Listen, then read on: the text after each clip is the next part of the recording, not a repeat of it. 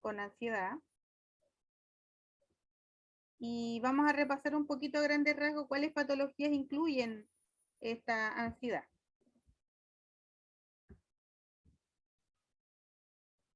La ansiedad en sí es una emoción, ¿verdad? Que de alguna forma puede servir frente a algún hecho de riesgo, ¿verdad? Porque si no tuviéramos nada de ansiedad no estaríamos nunca alerta y quizás podríamos ponernos en riesgo en algún minuto. Pero todo esto tiene que ser en un equilibrio, ¿ya? Por lo tanto, cuando la ansiedad empieza a generar somatizaciones en el individuo, entonces hay que tratarlo, ¿sí? Cuando un paciente está con ansiedad, podemos decir que hay una serie de cambios que pueden ser mentales y físicos, ¿ya? Ahí está lo físico. Entonces, a nivel mental o cognitivo, podría un paciente con ansiedad presentar preocupación, miedo, inseguridades, problemas para tomar decisiones. Ahí también podrían empezar a ver algunos rasgos de trastornos del ánimo, como por ejemplo esto de los pensamientos negativos, temor también a perder el control, y la verdad es que el pensamiento se altera, no se puede pensar con normalidad y por lo mismo nosotros no podemos tomar buenas decisiones cuando estamos ansiosos. Eso sería como a nivel cognitivo, pero eso lo va a vivir cada persona, no quiere decir que todo esto lo viva una persona que esté con ansiedad. Y estamos hablando de una ansiedad más patológica, no ansiedad porque va a llegarme un premio, porque tengo que salir con una pareja, no sé. Ya es una ansiedad patológica que genera cambios a nivel físico y cognitivo. Cuando ya traspasa esto de afectarnos cognitivamente y nos lleva a una somatización, es decir, que hay cambios físicos en mí que generan cosas desagradables, entonces a este nivel ya hay que tratarlo, porque los pacientes podrían manifestar síntomas como los que están acá: sudoración, tensión muscular, taquicardia, temblores, problemas en el estómago, dolor o problemas en el intestino tal vez, aumento del tránsito intestinal, problemas para respirar, una sensación como de disnea, ¿ya? Sequedad de boca, dolores de cabeza, podría subirle la presión a una persona también súper hipertenso, y podría haber también náuseas, vómito, mareo, entre otras cosas. ¿Ya?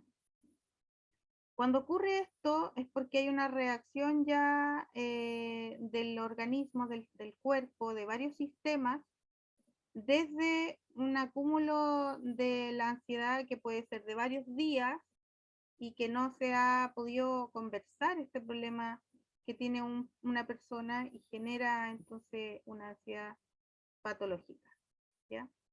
Entonces, ¿cuáles son los sistemas que están involucrados en esto? Aquí arriba está el sistema nervioso autónomo, el motor, el sistema nervioso central, el sistema endocrino y el sistema inmunológico, ¿ya?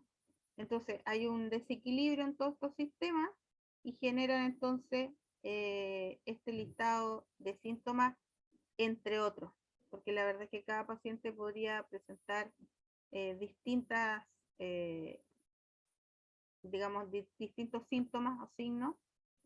Por ejemplo, podría haber incluso hasta una alergia, una urticaria, ¿verdad? Un rash, no está mencionado aquí, por ejemplo, en este listado. Bueno, y a nivel del comportamiento o de la movilidad del paciente también va a haber algunos actos que nos revelen, ¿verdad?, que el paciente está con mucha ansiedad. Y lo primero que uno nota es que hay una inquietud motora o una hiperactividad. Ya el paciente se mueve mucho, puede incluso tener un par de tics, ya, nerviosos. Podría la ansiedad tratar de disiparla con algún consumo de alguna sustancia lícita, como por ejemplo tabaco, alcohol, ¿ya? Su expresión facial podría demostrar que está ansioso, tener una cara de angustia, ¿cierto? Evitar situaciones que le podrían generar miedo también. Y en algún caso ya más severo, un paciente podría quedarse paralizado o estallar en llanto. Entonces vamos a tener cambio a nivel cognitivo, vamos a tener cambio a nivel fisiológico y por último podríamos tener cambio a nivel del comportamiento motor. ¿Ya? Estas tres cosas juntas hacen que uno pueda diagnosticar a un paciente con alguna patología, porque igual hay que diferenciarlas. La ansiedad está presente en varias patologías de salud mental, que las vamos a ver más adelante, pero lo importante aquí es tratar a tiempo una ansiedad que se vuelva patológica, porque está afectando, sobre todo a nivel fisiológico, si ustedes se dieron cuenta, varios sistemas. ¿Ya? Un 15% de la población, solamente un dato epidemiológico, un 15% de la población podría sufrir ansiedad a lo largo de su vida, ¿ya? Pero todos los seres humanos podemos experimentar la emoción de la ansiedad, ¿ya? Pero podría ser una ansiedad porque estamos esperando algo positivo también. Los niños están ansiosos porque va a llegar un regalo de Navidad, por ejemplo, o un regalo de cumpleaños, ¿sí? O un premio. Uno podría estar ansioso porque tiene una prueba, ¿ya? O alguien puede estar ansioso porque va a haber un ser querido que hace tiempo que no veo, o alguien que le gusta estar mucho con esa persona, no sé, pero eso no es patológico. Bueno, existen varias causales por las cuales una persona podría tener tendencia a la ansiedad, ¿ya? Aquí dice antecedentes familiares, una predisposición genética, estrés, problemas para enfrentar situaciones difíciles, porque no adquirió ciertas herramientas, y eso va de la mano con algunos rasgos de la personalidad. Por lo tanto, algunas personalidades tienen más problemas para enfrentar situaciones difíciles que otros. Y por último, podría ser un problema químico cerebral, es decir, que haya una desregulación de los neurotransmisores cerebrales, entre los que están la noradrenalina, la serotonina, los receptores GABA, etc.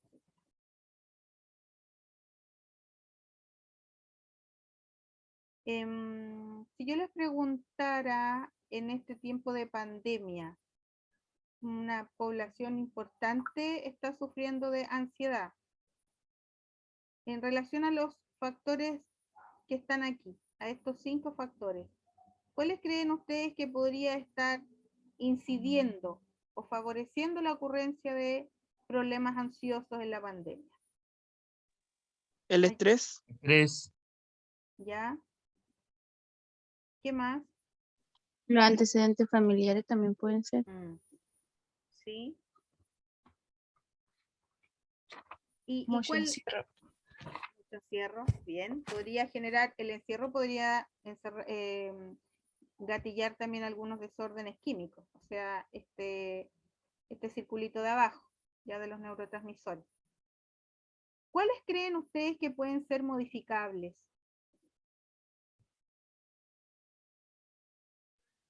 El estrés, Ya, bien. ¿Qué más?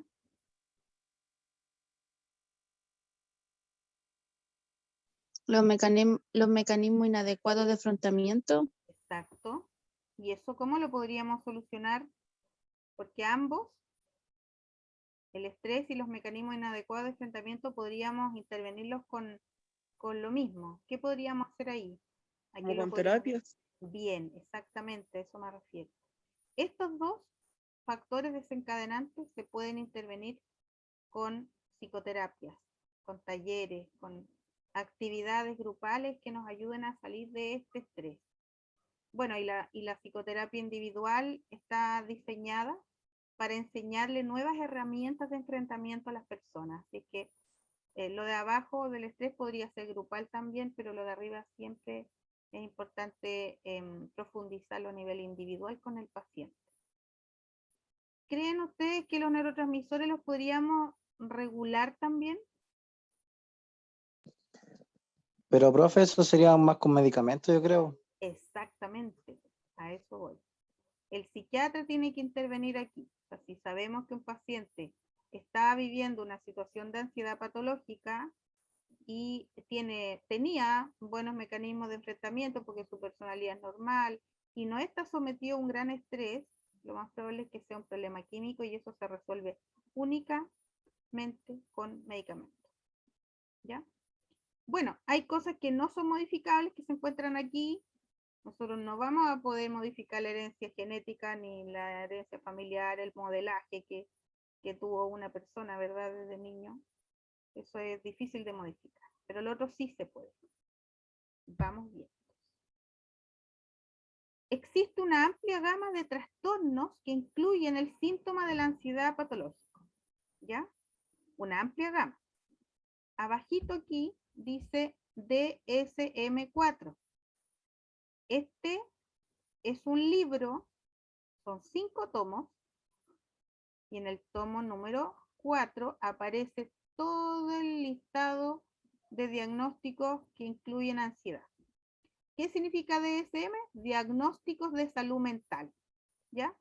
Entonces estos libros existen, incluso están asociados al FONASA, son patologías que se pueden abordar desde los profesionales de la salud mental.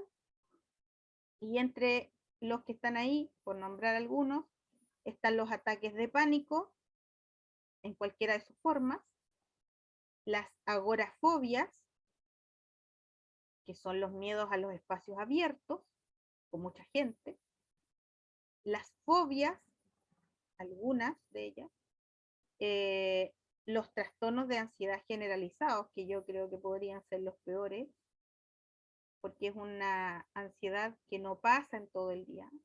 No es como la crisis de pánico que se controla, se maneja, esperamos el resultado del fármaco y pasó. ¿Ya? Los trastornos de estrés agudo o postraumático que manejándose el factor desencadenante del estrés, el paciente podría ir mejorando paulatinamente. El trastorno obsesivo compulsivo, que dentro de los trastornos de la personalidad también incluye ansiedad, porque necesita hacer la acción compulsiva para poder calmar la ansiedad. Entonces esto es un poquito más difícil de manejarlo. Bueno, y todos los demás trastornos de ansiedad que podrían estar asociados a un motivo bien definido, como por ejemplo preocupaciones por algo grave, ¿verdad? Por, sé yo, una enfermedad, como dice aquí, médica grave, de mal pronóstico, o de un hijo, o porque tenemos, no sé, una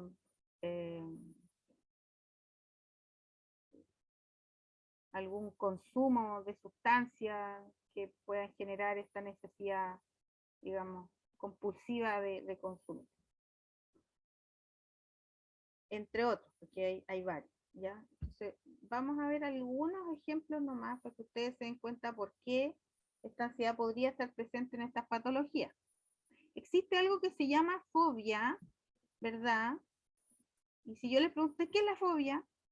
Así concepto, fobia, ¿qué es fobia?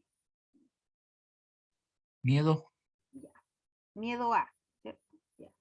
Entonces, dentro de la amplia gama de fobias, porque podemos tener miedo a cosas increíbles, está la fobia social. Y la fobia social es lisa y llanamente el temor a estar con otras personas, ¿ya? Y puede venir desencadenado por un sinfín de causas, pero una de las importantes tiene que ver con una patología de base, ¿ya? Por ejemplo, si recordamos un poquito cuando estudiamos días atrás la esquizofrenia, hay un predominio de los síntomas negativos en la esquizofrenia, ¿verdad? Otra vez los hago recordar esa persona que estaba en el sillón, como embotado. Esta persona parte con primeros síntomas negativos, ¿verdad? De aislamiento social. Y finalmente termina en crisis, con alucinaciones, que hacen pensar de inmediato en el diagnóstico de esquizofrenia, porque esos son síntomas positivos. En el caso de la fobia social, lo menciono, lo relaciono con la esquizofrenia porque es muy parecido. Hay un miedo al otro, ya un miedo a relacionarme con el otro. Y también tiene que venir desde las alucinaciones, pues, tanto auditivas como visuales. Pero hay pacientes también que no tienen esquizofrenia y sí tienen fobia social y que podría ir de la mano de algunos problemas de la personalidad, algún trastorno definido y clasificado de la personalidad. Hay un grupo de personalidades que es el C, porque hay 3 grupos, A, B y C, y el C tiene más tendencia a la fobia social que el resto de los grupos. Entonces, hay algunas situaciones, por supuesto, que se van manifestando a través de la vida, desde niños. Entonces, por ejemplo, si yo les pregunto a ustedes, ¿recuerdan algún compañero del colegio que era muy, muy, muy fóbico social?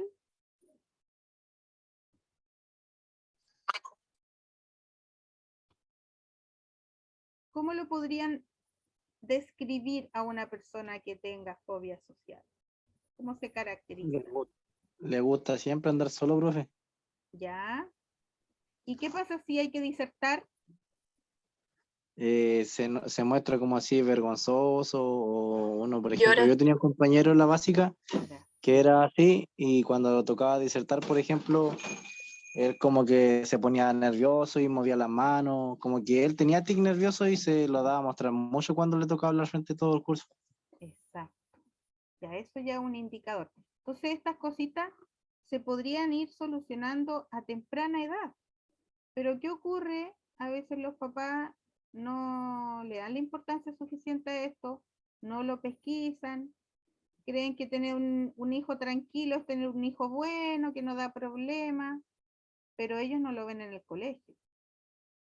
Menos mal que ahora los profesores desde la educación preescolar están preocupándose de este rasgo normal, ¿verdad? La socialización. Y tienen que hacer algunas actividades para fortalecer la socialización. Entonces, hay un niño que está siendo estimulado a temprana edad. Pero otros niños que no van al jardín, no van al jardín. Hay algunos que entran muy tarde a la escolarización y eso también les puede afectar. En sus casas tampoco hay mucho intercambio social, entonces podría esto gatillar una fobia social más crónica. Cuando ocurre esto en personas más mayores, es mucho más crónico, por supuesto, porque lo viene arrastrando desde niño. Y también se podría asociar a algo agudo, es decir, que nunca fue un niño con fobia social, era súper participativo, tenía hartos amiguitos, y de repente lo cambian de colegio y se va a otra ciudad porque el trabajo de su papá estaba en otro lado, y entra a un colegio donde no se siente aceptado y empieza a tener estos rasgos así ansiosos. ¿Qué podría estar viviendo ese niño? Es que, profe, igual puede ser que nunca ha tenido contacto con niños de su edad, ¿Mm? no Exacto. está acostumbrado No, pues hay niños que no tienen y no hermanitos sepa, tampoco. relacionarse con más personas de su edad. Claro, y no se pueda defender, a lo mejor podría estar siendo víctima de alguna burla, ¿cierto? Hay niños que tienen algunas cosas que les cuesta enfrentar, por ejemplo, un niño pequeño que de un día para otro le pones lente, ¿m? Se puede incomodar. Otro niño podría tener un trastorno del lenguaje y podría ser motivo de burla de sus compañeros. Y sus compañeritos a lo mejor son pequeñitos y no saben el impacto que eso puede generar. Hay problemas también por el aumento del peso en algunos niños, o porque tienen las formas, qué sé yo, de la orejita más grande, o que tienen, qué sé yo, la nariz más grande, o no sé, o se te cayeron los dientes, que es algo tan normal, o un compañerito se puso bracket, se puso frenillo, etcétera. Esas son cosas que podrían generar un impacto en el entorno, y si el niño no tiene esas herramientas de enfrentamiento porque no las ha aprendido en su casa, podría generar un trastorno ansioso que podría prolongarse en el tiempo, ¿ya? Pero bueno, esto es medianamente común, lo hemos visto en varios niños, en varios jóvenes y en algunos adultos, pero hay casos bastante marcadores, patológicamente hablando, en pacientes con patologías de base de otro tipo. ¿Ya? Yo recuerdo un paciente que tuvimos en el hospital de día, un joven ya, 20 y tantos años, y no podía mirar a la gente. Entonces, si tú querías interactuar con él, él estaba volteado hacia la pared y te contestaba con monosílabos, y si tú lo mirabas, transpiraba, pero increíblemente, de las manos y del rostro. ¿Ya? Ahí tú ves el nivel fisiológico al cual puede llegar. Él estaba sufriendo eso. Entonces, bueno, se trató con fármacos, con psicoterapia, y logró modificar bastante sus miedos, pero es un trabajo de muchos meses que hay que realizar con una persona así. Vámonos a otra patología. Como les decía, dentro de los trastornos de la personalidad, hay, en una de las clases está el trastorno obsesivo compulsivo, que también lo vamos a revisar hoy día. Pero el trastorno obsesivo compulsivo tiene dos palabras que está componiendo esto. La idea es entender que la obsesión es una idea, un pensamiento que yo quiero, y esa idea no me la puedo sacar de la cabeza, entonces me genera un deseo de hacer o tener. Por lo tanto, la compulsión es el realizar o poseer algo para calmar esa idea o esa obsesión. Entonces, mientras yo no tenga la posibilidad de hacer esa acción que me lo dice mi pensamiento obsesivo, yo voy a estar sufriendo. ¿Ya? Y el ejemplo burdo que se da en todos lados del TOC, el lavado de manos. Yo quiero lavarme las manos porque siento que estoy sucio, que toqué el teclado, qué sé yo, que abrí la puerta o toqué el celular, y yo estoy sufriendo, y empiezo a sentir todo ese listado de sensaciones fisiológicas que les nombré: taquicardia, palpitaciones, sudoración, qué sé yo, dolor en el pecho, dolor en la guatita, y hasta que yo no me lavo las manos, eso no se va. Por lo tanto, tiene que lavarse las manos el paciente, quedar bien limpio, sequito con una toalla, ojalá recién lavada, y inmediatamente se empiezan a pasar los síntomas de la ansiedad.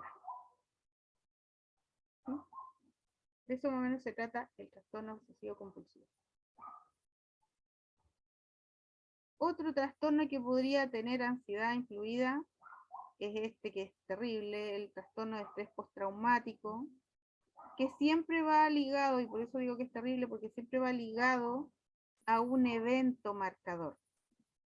El paciente ha sufrido una tremenda pérdida, ya sea por un accidente, perdió su familia, o porque tuvo un accidente, perdió una extremidad, por ejemplo, o quedó, no sé, se quemó una casa y quedó con quemadura, o lo perdió todo, ya fue asaltado o fue robado, qué sé yo, fue estafado y perdió sus bienes, ya, y cualquier cosa que haya generado estas pérdidas y estos cambios radicales en la vida del paciente de un día para otro, podría generar un acúmulo de ansiedad y de angustia que se va a manifestar obviamente a esos tres niveles, al nivel cognitivo, nivel fisiológico y a nivel motor. ¿Ya? Por lo tanto, el tratamiento de esto es urgente, porque acaba de sufrir este estrés, el paciente tiene que estar en las manos de un médico para que pueda ayudarlo con algunos fármacos a mitigar esos síntomas fisiológicos que está teniendo, porque sumado a eso está el riesgo de una descompensación cardiovascular también en algunos casos, sobre todo en aquellos pacientes que ya tienen antecedentes, que tienen cardiopatía, que tienen problemas respiratorios crónicos, que tienen, qué sé yo, un colesterol alto, que son hipertensos, etc.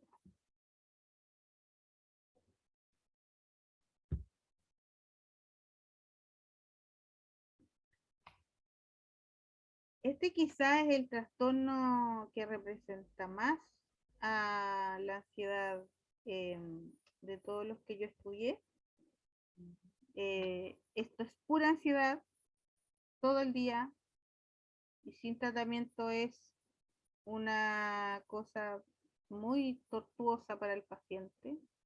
Hay gente que prefiere y tiene ideación suicida incluso con esto, porque es muy desesperante todo el día estar así. Estos pacientes tienen que estar hospitalizados cuando están con este trastorno para poder descubrir cuál es el fármaco y la dosis exacta que les sirve para eliminar esta angustia. Y hay que hacer un estudio del por qué está pasándole esto y bajar la angustia hasta llegar a un nivel que pueda tolerar, ¿ya? Y buscar si esto va a ser agudo o va a ser crónico también. Entonces, podría venir desde un montón de motivos y generalmente podría estar asociado a un desequilibrio de los neurotransmisores, ¿ya? A un desequilibrio de los neurotransmisores cerebrales. Hay que descubrir cuál es para poder generar ahí el tratamiento oportuno. Podrían haber varios síntomas para poder definir si esto está ocurriendo realmente en el paciente o se trata de una crisis de pánico recurrente, ¿ya? O hay algo que no está contando el paciente, que es una preocupación muy grande, que no lo deja dormir y tiene mucho miedo, pero hay un motivo aparente que se puede intervenir.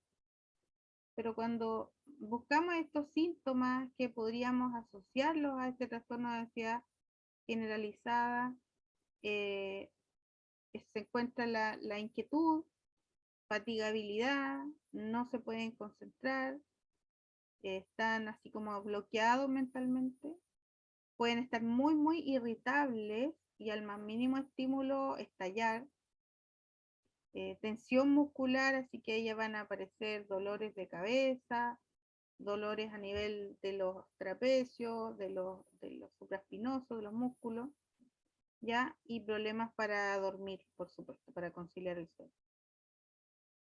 Y aquí, como les digo, hay que buscar rápidamente un tratamiento farmacológico y posterior a eso un estudio. El paciente hay que tenerlo hospitalizado, ojalá por lo menos de día, para poder intervenirlo de manera más integral y apoyarlo y buscar la causa del trastorno. Y desde ahí también darnos cuenta si va a ser algo agudo nomás o es algo más crónico. Y hacer los diagnósticos diferenciales con otras patologías de las mismas que estamos hablando ahora. ¿Han visto a alguien así alguna vez?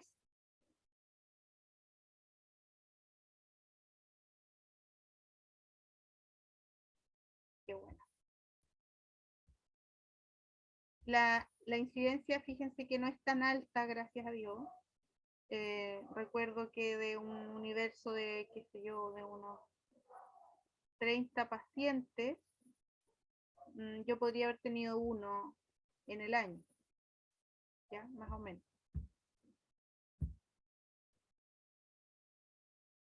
Esto es un poco más común, la incidencia es más alta, pero hay una diferencia entre una crisis de pánico y un trastorno de pánico. Porque a mí me puede dar una crisis de pánico dentro de un cuadro de un trastorno adaptativo, dentro de una depresión, ¿ya? Porque está asociado a un evento desencadenante. Eso sería una crisis de pánico, o dos crisis, o tres, o cinco, en un periodo de un cuadro así. Pero es transitorio, pasándose el cuadro de base se va a desaparecer. La crisis de pánico no va a volver. Pero cuando hablamos de un trastorno de pánico, las crisis son siempre y son crónicas, ¿ya? Y aquí el paciente necesita un tratamiento farmacológico, porque esto tiene que ver más bien con un desequilibrio de los neurotransmisores cerebrales. Por lo tanto, si el paciente abandona su tratamiento farmacológico, el desequilibrio vuelve y volvemos a tener crisis de pánico recurrentes. ¿Ya? Entonces, lo primero que mencioné es que tener una crisis de pánico dentro de otra patología que puede ser transitoria es mucho mejor que tener un trastorno de pánico que me va a acompañar quizás toda la vida. Y voy a tener que ser esclavo de los ansiolíticos, ¿verdad? De los sedantes o tranquilizantes, y sin eso no puedo estar. Además de un tratamiento farmacológico que me regule los neurotransmisores cerebrales, y ahí tenemos los antidepresivos. Ya cuando veamos los fármacos vamos a profundizar en ellos, pero hay un grupo de antidepresivos que son inhibidores selectivos de la recaptación de la serotonina, ¿ya? Y esos son los fármacos que me podrían ayudar mucho más en un trastorno así, de pánico, ¿ya? Si yo les leo acá esto, quiero que se imaginen cómo sería tener unos minutos una crisis de pánico, ¿ya? Palpitaciones, taquicardia, sudoración, temblores o sacudidas, sensación de ahogo o falta de aliento, sensación de atragantarse, opresión torácico, náuseas o molestias abdominales, inestabilidad, mareo o desmayo, sensación de irrealidad o sensación de estar separado de uno mismo, como la despersonalización, miedo a perder el control o volverse loco, miedo a morirse, parestesias, que son las sensaciones de adormecimiento del cuerpo, de hormigueo. Imagínense lo que sufre una persona con un ataque de pánico o una crisis de pánico. Realmente es muy difícil vivir esto y solo. Hay pacientes que a veces van por la calle y tienen un trastorno de pánico crónico, y entonces van por la calle y de la nada, por un desorden químico nomás, empiezan a tener una crisis de pánico y no hay nadie que los pueda ayudar. ¿Qué les parece este cuadro? ¿Lo han visto en alguien? ¿Conocen algún familiar o amigo que tenga esto? Profe, mi sobrina sufre de crisis de pánico. ¿Qué edad tiene? 17, pero la ha dado 2 veces nomás, hasta el momento. ¿Hace cuánto tiempo está así?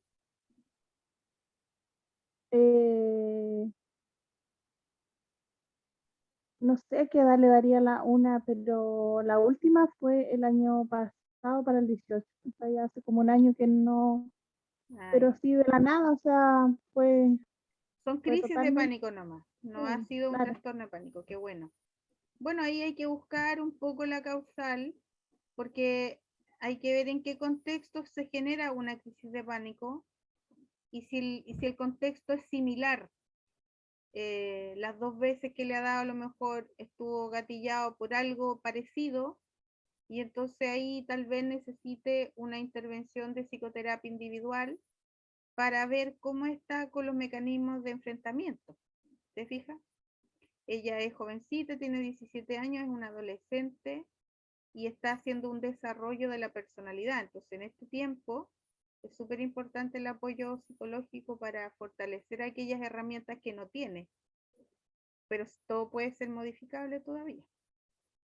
Mientras más capacidades tenga para enfrentar las cosas, menos posibilidades va a tener de hacer una crisis de pánico. Pero de verdad los Profe, pacientes sienten que se mueren. Ujú. Dime. y ante eso, ¿cómo uno los puede ayudar de la mejor forma, digámoslo así? Mira, Como, piensa tú que el paciente cree que se va a morir. Eso es lo primero que te tiene que quedar claro. El paciente está convencido de que se va a morir por todo lo que está sintiendo en el cuerpo. Entonces, lo primero que hay que hacer es ayudarlos a respirar, ¿ya? Tratar de calmarlos, nunca dejarlos solos, abrazarlos para que estén tranquilos, ojalá que pueda llorar y descansar y darle la seguridad de que no se va a morir. Decírselo muchas veces. Asegurarle de que no va a pasar eso porque no tiene ninguna patología con el corazón, ni no hay nada en el cerebro, no sé, ellos se pasan miles de rollos y hacen muchas preguntas. Hay pacientes que quedan bloqueados, no se pueden mover. Yo he visto pacientes orinarse incluso, pero lo que hay que hacer aquí es ayudarlos a hacer ejercicios de respiración, que lleven toda su atención a la respiración consciente. Eso les ayuda mucho a salir de la crisis, el acompañamiento continuo y darle la seguridad de que no te vas a ir de ahí y que nada malo va a pasar. Y acordarle de que la otra vez que tuvo crisis de pánico, también salió y que eso dura unos minutos, pero que va a pasar y no es algo que se vaya a mantener todo el día. Cuesta que ellos se convenzan, pero no importa, hay que decirlo igual y hacer todo eso porque un porcentaje, aunque sea la mitad o un cuarto de lo que tú estás haciendo por ellos, les va a servir y siempre se va a sentir mejor. Los fármacos aquí son indispensables en los pacientes crónicos, pero como te decía María José, si hay un problema de enfrentamiento, la psicoterapia es lo que le va a ayudar a ella más que nada. Entonces hay que descartar cuál es el problema que está teniendo, en qué contexto le dieron las dos crisis y buscar las semejanzas. ¿Se fija? Ah, ya, en los 2 momentos estaba estresado, en los 2 momentos le pasó tal cosa, en los 2 momentos justo estaban en este periodo del año. ¿Se fija? Entonces también hay que ir viendo qué es lo que a ella le angustia, porque todos los seres humanos, como te digo, podemos tener una crisis de angustia gatillados por un montón de cosas que nos estresan, pero los adolescentes sí tienen más predisposición porque están en un desarrollo de la personalidad y tienen otros factores desencadenantes que podrían hacer que se angustien.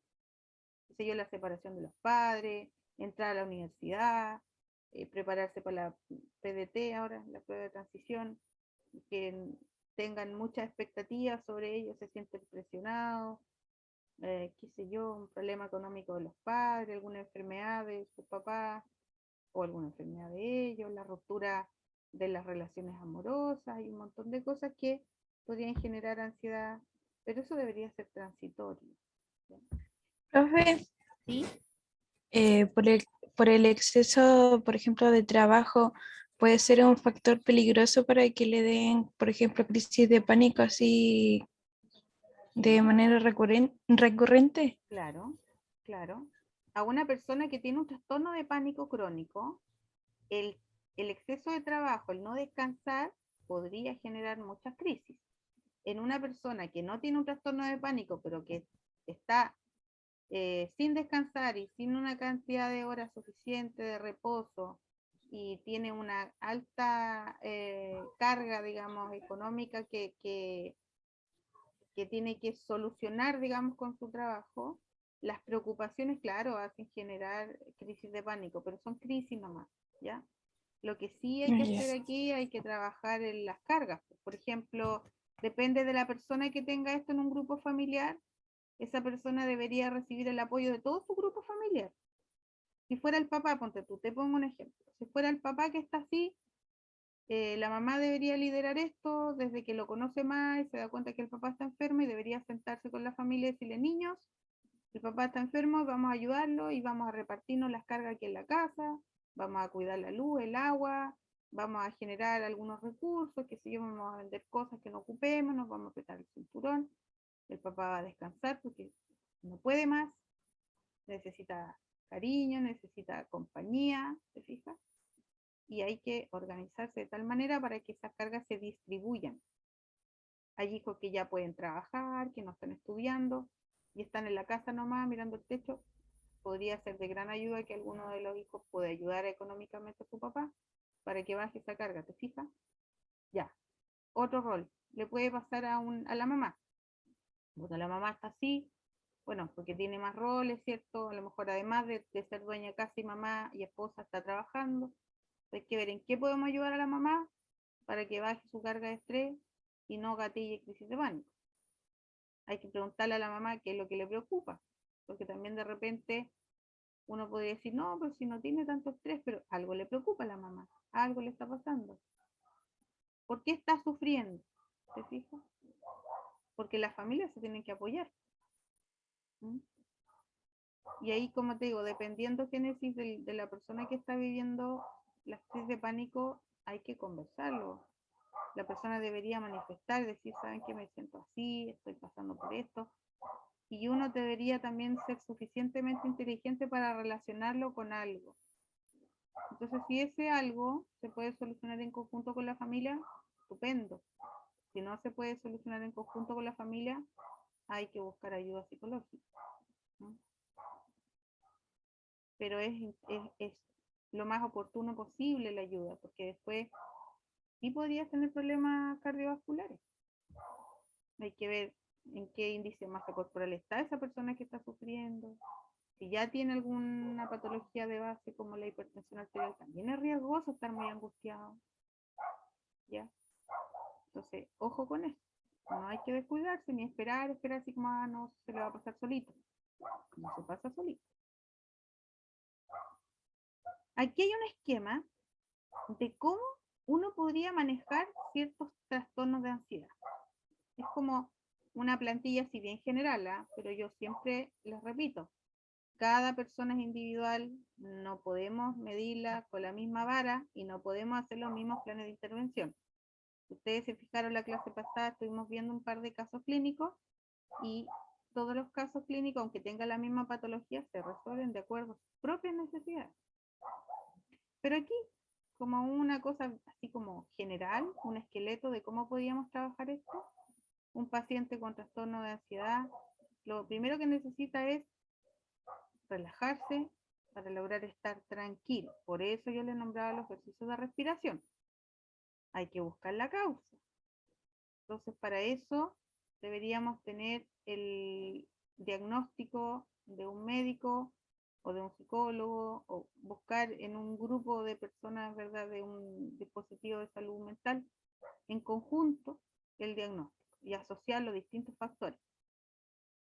Si el factor se puede intervenir solamente con fármaco, porque es químico el desorden, bueno, el psiquiatra ahí va a tener que liderar el tratamiento.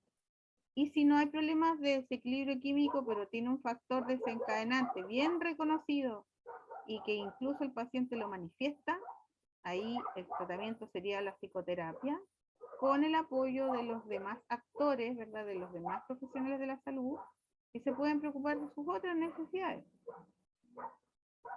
¿Ya? ¿Se entiende un poquito este esquema? ¿Dudas aquí? Pregunten todo lo que quieran porque van a aprender esto, es súper recurrente.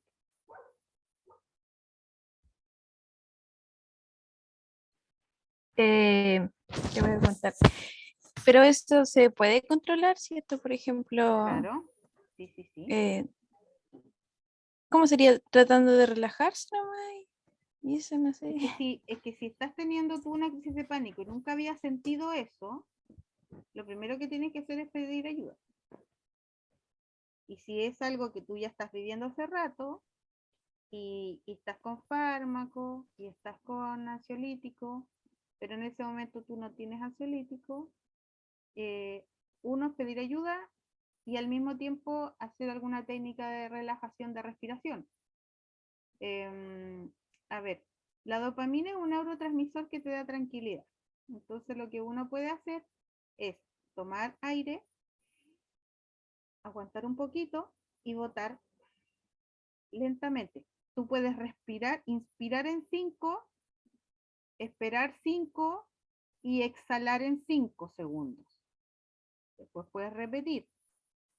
Inspirar en 5, retener en 5 y botar en 5 segundos. Eso va a ir generando que aparezca un poquito más de dopamina y esa dopamina te va a tranquilizar. ¿Ya? Hay un montón de ejercicios de respiración consciente y entonces con los ojos cerrados en un lugar tranquilo tú puedes llevar toda tu atención a la respiración consciente y cada vez que te distraigas de la respiración uno tiene que darse cuenta de que está desviándose de la concentración y volver a concentrarse en la respiración. Y con el correr de los minutos, eso va a pasar. Las crisis de pánico a veces remiten solitas, se pasan solitas, y otras veces sí o sí necesitas ansiolíticos, antidepresivos, o sea, ansiolíticos, benzodiazepinas me refiero. Así como, no sé, alprazolam, rabotril, clotazepam, diazepam, etc. ¿Ya? Y sustancias alternativas que pueden ser, no sé, gotitas de marihuana, algunas gotas homeopáticas que pueden servir para la relajación también a base de hierbas, como, no sé, cedrol, lavanda, melipaz, tilo, boldo, eso. ¿Ya? Esto es súper limitante porque cuando es crónico las personas no saben cómo salir de eso y de repente estás en una situación laboral en que no puedes parar y tienes que ayudarte con algo y no lo puedes hacer, entonces uno se aguanta hasta el punto de que ya la crisis se desborda. Hay personas que lo ocultan, esto también se avergüenzan un poquito de tenerlo, entonces no lo entienden, no lo ven como sin culpa. Y ahí es donde estamos a ayudarlo con la psicoterapia también. ¿Mm? Pero yo te hablo de un trastorno de ansiedad que no se relaciona con otras patologías como un trastorno adaptativo, por ejemplo, porque igual aquí hay que ver qué es lo que yo tengo, porque si voy a tratarme la pura ansiedad y en realidad tengo como 10 síntomas más de otras cosas, lo que yo tengo que solucionar es todo. Entonces, por ejemplo, si a ti te da una crisis de pánico, pero en el fondo, aparte de esto, tienes la habilidad emocional, no puedes dormir, te bajó o sea, no tienes apetito, estás irritable, lo más probable es que tengas un trastorno adaptativo por el estrés. Lo que tenemos que trabajar aquí es el estrés. La crisis de pánico se va a ir sola de una con los fármacos y con la psicoterapia, pero hay que buscar el por qué está ocurriendo eso. ¿Me entiendes, Génesis? Sí, profe, es que le pregunto porque recién me habló una amiga ¿Ya? y me dijo que en el trabajo le dio una crisis de pánico y ella nunca le había dado eso. Uh-huh. Entonces, Tienes ella que está, preguntarle qué pasó.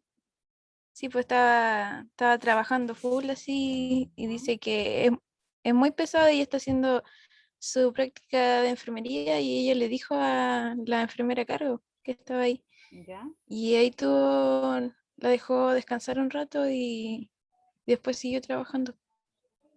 Y ella tiene problemas cardiovasculares, no, sí.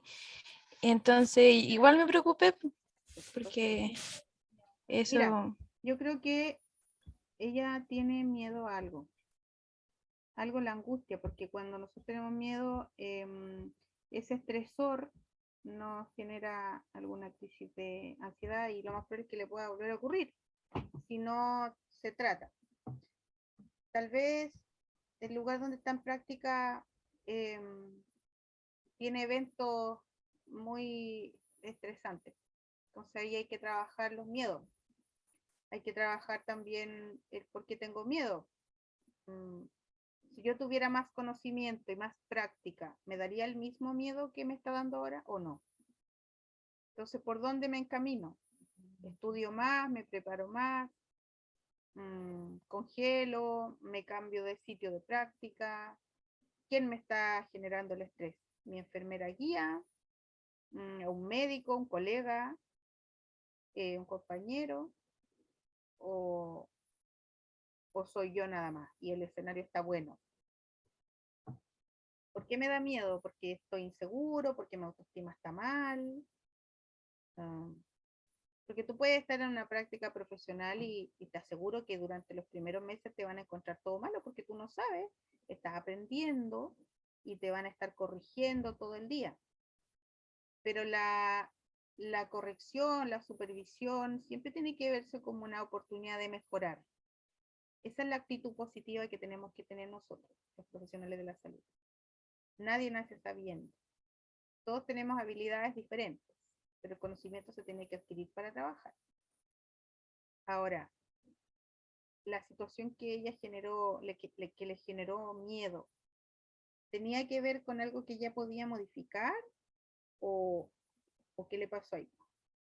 ¿Alguien la maltrató? ¿Tuvo una mala actitud? ¿O simplemente ella tiene rasgos de la personalidad que son más dependientes? Y tal vez siempre fue igual, cada vez que en el colegio a lo mejor le llamaron la atención o alguien le dijo algo, le afectó más emocionalmente que a otra persona, que ahí uno podría pensar que necesita adquirir más herramientas de enfrentamiento, y eso se adquiere con la psicoterapia nomás. Así que conversa con ella y ayúdala ahí a orientarla un poquitito, para que los profesionales la puedan ayudar y hay que diagnosticar bien qué pasa. Bueno, profe. Bueno, entonces, las ansiedades, si se fijan, son bastante traumáticas, son patologías muy desagradables que cuesta mucho enfrentar de manera individual, así sin tratamiento, sin psicoterapia, sin un profesional médico. Por lo tanto, lo que nosotros tenemos que hacer con esos pacientes inmediatamente es derivarlos, ¿ya?